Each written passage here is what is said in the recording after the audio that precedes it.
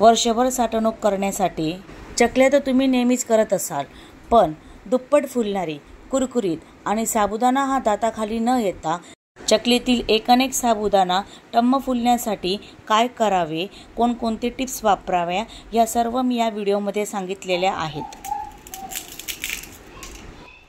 नमस्कार, hunger caves recipes या ब्लॉगमध्ये तुम्हा सर्वांचं मनापासून खूप खूप स्वागत. आज मी तुमच्यासाठी उपवासाच्या बटाटा आणि साबुदाणा याच्या चकल्या ही रेसिपी घेऊन आलेली आहे. तर चला बघूया ही रेसिपी मी कशा प्रकारे केली आहे.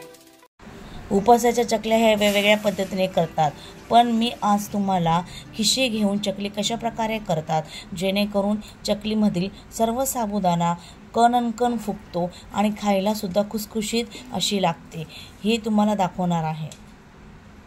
यासाठी सर्वप्रथम मी साबुदाणा रात्री भिजत टाकलेला आहे.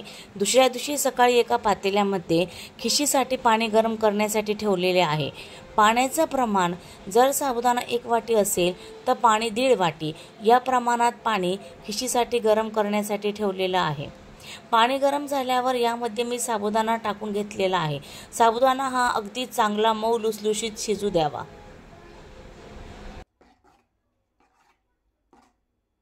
साबुदाणा शिजत असताना मी एकीकडे बटाटेही शिजवून घेतलेले आहे. 1 किलो साबुदाण्याला मी 2 किलो बटाटे या प्रमाणात चकलीसाठी वापरलेले आहेत. बटाटा शिजून झाल्यानंतर याचे साल काढून हे मी किसणीने बारीक करून घेणार आहे, जेणेकरून हे सोऱ्यामध्ये अटकणार नाही आणि चकल्याही अगदी सुंदर येतील. चकल्या जर तुम्ही शिजवून साबुदाण्याच्या केल्या तर त्या कुरकुरीत आणि खुसखुशीत असतात. त्याप्रमाणे साबुदाणा हा दाताखाली येत नाही. आता हा सर्व बटाटा किसून झालेला आहे. दुसरीकडे साबुदाणा चांगला शिजल्यानंतर यामध्ये मी 1 चमचा जिरे आणि लाल तिखट टाकून घेतलेले आहे.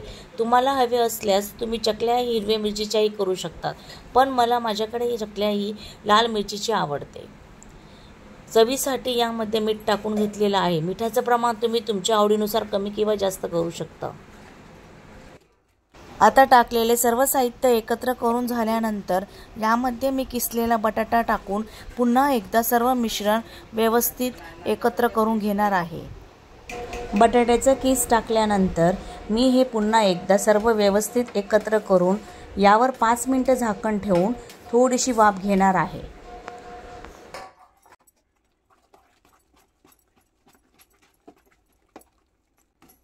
5 मिनिटे वाफ घेऊन झाल्यानंतर मी आता चकल्या टाकायला सुरुवात करणार आहे. यासाठी सर्वप्रथम मी सोऱ्याला तेल आणि पाण्याचा हात लावून सोऱ्यामध्ये मिश्रण टाकून एक एक करून चकल्या करून घेणार आहे. आता एक एक करून मी सर्व चकल्या टाकून घेणार आहे. या चकल्या मी 2 ते 3 दिवस कडक उन्हामध्ये साठवून ठेवणार आहे, जेणेकरून ह्या वर्षभर चांगल्या राहतील. अशा प्रकारे तुम्ही बटाटा आणि साबुदाणा याचं योग्य प्रमाण घेतलं तर चकलीही तुटणार नाही आणि खाण्यासही अगदी खुसखुशीत लागेल. त्याचप्रमाणे जर साबुदाणा तुमचा दाताखाली येत असेल किंवा कडक लागत असेल तर त्यासाठी खिशी घेऊन चकली करणे हा एक उत्तम पर्याय आहे, जेणेकरून चकली ही अजूनच सुंदर लागते.